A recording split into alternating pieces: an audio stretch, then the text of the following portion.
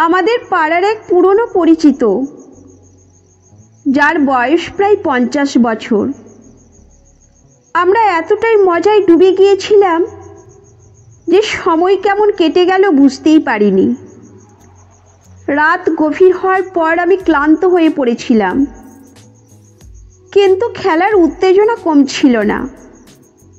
তারা দুজনেই আমার প্রতি অত্যন্ত আন্তরিক ছিল এবং কোনো রকম অসৌজন্যতার পরিচয় দেয়নি।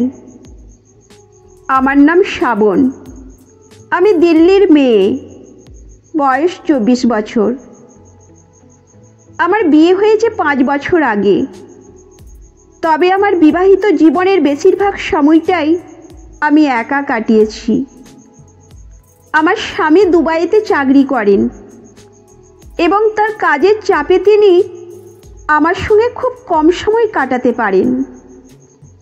প্রথম এর মধ্যে কোনো সমস্যা অনুভব করিনি, কারণ আমি ভেবেছিলাম স্বামীর পরিশ্রম আমাদের ভবিষ্যতের জন্য।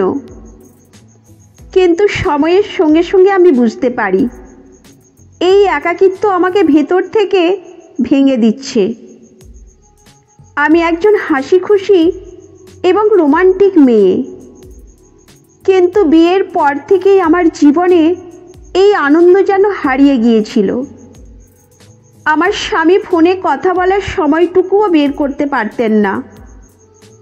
দিন, সপ্তাহ, এমনকি কখনো কখনো মাস কেটে যেত আমাদের একবার কথা না বলে। একা থাকার এই যন্ত্রণা আমার জীবনে এক অদ্ভুত অভাব সৃষ্টি করেছিল। একদিন আমার এক পুরনো পরিচিত, যার বয়স প্রায় 50 বছর, হঠাৎ আমাকে ফোন করলেন। তিনি একজন ব্যবসায়ী যিনি দীর্ঘদিন ধরে আমেরিকায়। তার কথাবার্তা এবং আচরণে আমি কিছুটা শান্তি খুঁজে পেলাম। তিনি আমাকে বললেন, শ্রাবণ, তুমি অনেক ভালো মেয়ে। তোমার মনের কথা আমি বুঝতে পারি। আমি খুব শীঘ্রই ভারত আসব এবং তোমার সঙ্গে দেখা করব। প্রথম দিকে এই কথাগুলো আমার কাছে স্রেফ সাধারণ মনে হয়েছিল, কিন্তু এক সময় আমি বুঝতে পারি তার কথাগুলো আমাকে টানছে। তার সঙ্গে কথোপকথনের মাধ্যমে আমি আমার একাকিত্ব কিছুটা ভুলতে পারতাম। তিনি একদিন আমেরিকা থেকে ভারতে এলেন। তিনি আমাকে ফোন করে বললেন, শ্রাবণ, আমি আজ তোমার সঙ্গে দেখা করতে চাই। আমি প্রথমে দ্বিধায় পড়ে গেলাম, কিন্তু ভেতরে ভেতরে আমি তার সঙ্গের অভাব অনুভব করছিলাম। তাই আমি সিদ্ধান্ত নিলাম তার সঙ্গে দেখা করতে যাব। আমি সেদিন লাল রঙের একটি শাড়ি পরেছিলাম, যা তিনি আমাকে উপহার দিয়েছিলেন। আমাকে দেখতে খুব সুন্দর লাগছিল। তিনি আমাকে বাস স্ট্যান্ডে নিতে এলেন। গাড়িতে উঠতেই তিনি আমার দিকে তাকিয়ে মৃদু হাসলেন এবং বললেন, তোমাকে আজ অসাধারণ লাগছে।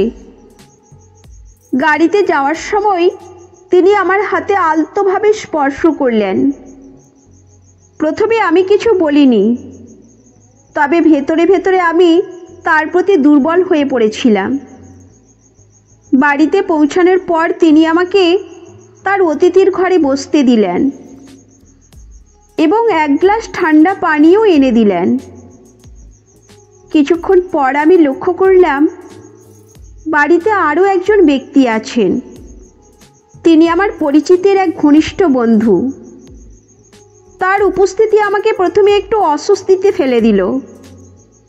আমার পরিচিত লোকটি মুচকি হেসে বললেন, তোমার সঙ্গে তার পরিচয় করিয়ে দেওয়ার ইচ্ছে ছিল, তবে ভেবেছিলাম তুমি রাগ করবে। তবে চিন্তা করো না, সে একজন ভালো মানুষ এবং তোমাকে যথেষ্ট সম্মান করবে। আমি কিছুটা ইতস্তত করলেও তার বন্ধুর আন্তরিক এবং বন্ধুসুলভ ব্যবহার আমার মন হালকা করে দিল। কিছুক্ষণ পরেই পরিবেশ স্বাভাবিক হয়ে এলো। আর কথার মাঝে সে বললেন, তোমরা কি দাবা খেলতে চাও? আমি কিন্তু দাবায় খুব ভালো। তার কথায় প্রথমে আমি একটু অবাক হলেও মনের চাপ কাটানোর জন্য দাবা খেলার প্রস্তাবে রাজি হলাম। তিনি আমাদের জন্য একটি সুন্দর দাবার বোর্ড বের করে আনলেন। বোর্ড সাজানোর সময় তিনি মজা করে বললেন, দেখি তোমার চাল কেমন, তবে সাবধান, আমি কিন্তু প্রতিপক্ষ হিসাবে বেশ কঠিন। খেলা শুরু হলো, আর সঙ্গে চলতে লাগলো গল্প এবং হাসি। আমার পরিচিত লোকটি মাঝে মধ্যেই খেলার মধ্যে মজার মন্তব্য করে পরিবেশকে আরও প্রাণবন্ত করে তুলেছিলেন। প্রথমে আমি বেশ সাবধানে চাল দিচ্ছিলাম, কিন্তু কিছুক্ষণ পর যখন খেলার রোমাঞ্চ বাড়তে লাগলো তখন আমি একেবারে মন দিয়ে খেলায় ডুবে গেলাম। খেলার মাঝখানে চা আর স্ন্যাক্সও এলো। দাবা খেলতে খেলতে আমি বুঝতে পারছিলাম এই দুই ব্যক্তি কেবল ভালো প্রতিযোগীই নয়, বরং দারুণ সঙ্গীও। মাঝে মধ্যে তারা আমাকে চাল শেখানোর ছলে মজা করত, আর আমি রাগ করার ভান করে হাসি লুকোনোর চেষ্টা করতাম। আমরা এতটাই মজায় ডুবে গিয়েছিলাম যে সময় কেমন কেটে গেল বুঝতেই পারিনি।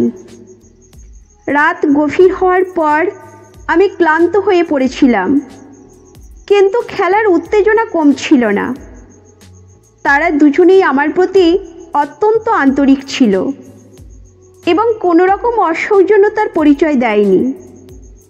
এই রাতটি আমাকে নতুন অভিজ্ঞতা এবং সঙ্গীদের সঙ্গে সুন্দর মুহূর্ত কাটানোর আনন্দ দিয়েছিল।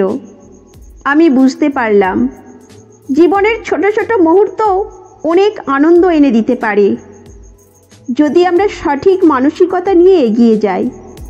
এই অভিজ্ঞতা আমাকে একটি গুরুত্বপূর্ণ শিক্ষা দিয়েছিল।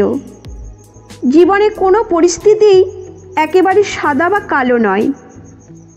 আমরা মানুষের আবেগ এবং সম্পর্ককে বিচার করতে পারি না শুধুমাত্র বাইরের চেহারা দেখে।